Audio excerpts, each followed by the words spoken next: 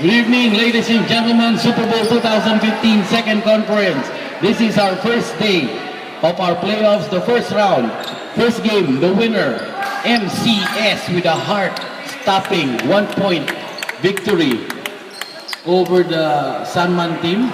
Ang ating pong most valuable player of the game, scoring 9 points, si Mr. King Santa Ana.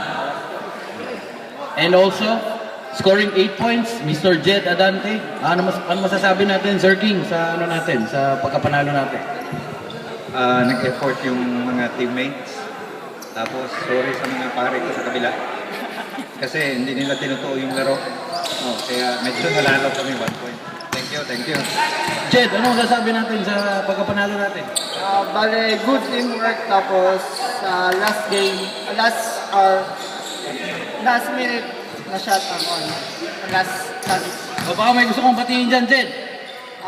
Binabati ko yung mga friends ko sa Royal News, saka yung barkada ko sa yung mga tayasan. Sir King, baka may gusto kong batiin dyan, yung mga... Wala nga eh.